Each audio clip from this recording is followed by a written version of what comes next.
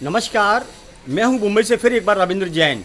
इस समय हमें पिंजरा पोल में ये चर्चा करेंगे कि आखिर 400 पार का नतीजा क्या हुआ, क्या लोगों के दिमाग के अंदर बातचीत बैठी हुई है कि 400 पार या 500 पार इसका क्या इफेक्ट आया और क्या इसका रिजल्ट निकलेगी, क्या रास्ता निकलेगा। क्योंकि कुछ लोगों का कहना है कि 400 पार के गीत से अच्छा है कि 400 रुपये हमारी जेब के अंदर आएंगे तो ज़्यादा अच्छा होगा। तो चलिए चर्चा करते हैं और मिलते हैं पिंजरा पोल के अंदर कुछ लोगों से कि आखिर ये राज क्या है 400 पार का।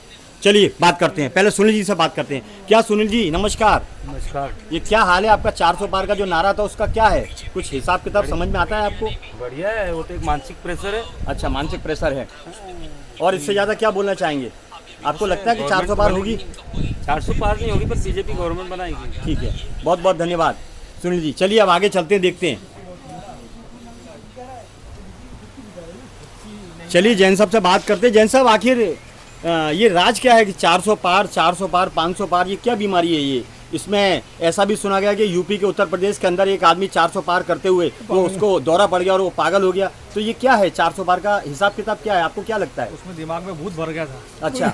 मोदी ने भूत भर दिया था। अच्छा। अब मोदी का भूत उतर गया अभी। अच्छा, तो आपको क्या लगता है 400 पार 500 पार क्या है, ये होगा कुछ कुछ नतीजा आएगा इसका? कांग्रेस की गवर्नमेंट बनने वाली आप है। सरकार किस तरह की चाहते हो, 400 पार या 500 पार या जेबों की लोगों को 2 रोटी मिले? कांग्रेस की गवर्नमेंट बनेगी अब तो। अच्छा, आप क्या चाहते हो? हाँ, कांग्रेस की गवर्नमेंट बनेगी। नहीं, कांग्रेस की गवर्नमेंट क्यों बनेगी? बीजेपी को क्यों छोड़ रहे हैं? आप तो बीजेपी वाले हो, बीजेपी की बात हम करते हो, हैं अभी BJP कांग्रेस वाले। की बात क्यों करते हो? लेकिन अभी बीजेपी ने कुछ किया नहीं, इसलिए अच्छा, कांग्रेस आई। इसलिए कांग्रेस आई। एक यानी बार बदलाव, चांद को भी- आप बदलाव चाहते हो। बदलाव। यानी आपका मतलब क्या, तानाशाही, ये तानाशाही लोग हो चुके हैं, इनको अहंकार आ गया, इसके लिए आप 400 कांग्रेस की सरकार चाहते हो। देखिए हमारा कहना तो ये है कि ये राजनीति जो है ना, एक सिक्के के 2 पहलू है, टेल और हेड। टेल और हेड ये वही करेंगे, जनता को नोचने का काम करेंगे, चाहे वो कांग्रेस हो या बीजेपी हो, कोई भी पार्टी आओ, उनको जनता को नोचना है, उनका खून पीना है और फुल अय्याशी करनी है। हमने ये देखा कोविड के अंदर, हम आपको ये हकीकत बताना चाहते हैं कि कोविड के अंदर जब ऐसी हलचल चली तो लोगों को जानबूझ करके इतना परेशान किया गया जिसका कोई हिसाब नहीं। उनको इंजेक्शन ठोके गए, उनको हैरान किया और 3 साल घर के अंदर बंद रखा, घंटियां बजवाई, ताली बजवाई, थाली बजवाई और हम खुद बज गए आज।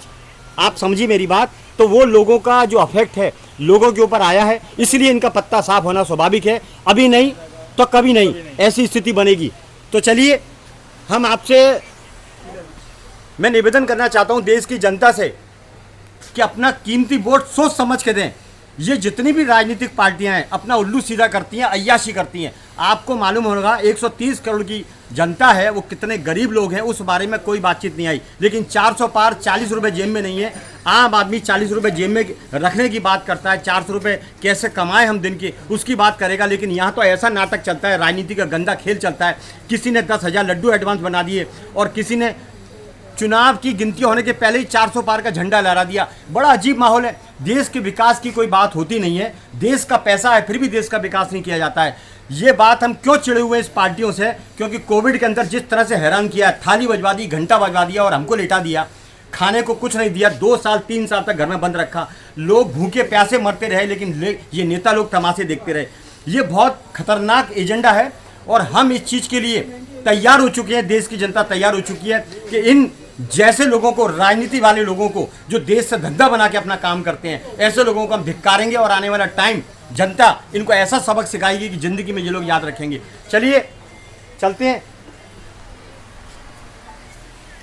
इस समय हम पिंजरा पोल से हैं। ये जैन साहब है, इन्होंने भी वक्तव्य दिया कि 400 पार 800 पार का जो नशा है वो सब उतर चुका है। अभी लोगों को 40 रुपये जेब में चाहिए। बस इतना ही काफ़ी। देश की जनता से मैं निवेदन करना चाहता हूँ, अपना कीमती वोट सोच समझ के दें या बिल्कुल ना दें। ये लोग एक थाली के चट्टे बट्टे हैं, दिन में भौंकते हैं और रात को बैठते हैं। चलिए बस इतना ही काफ़ी है। मैं हूँ मुंबई से रविंद्र जैन, चुनावी चर्चा में। जय हिंद, नमस्कार।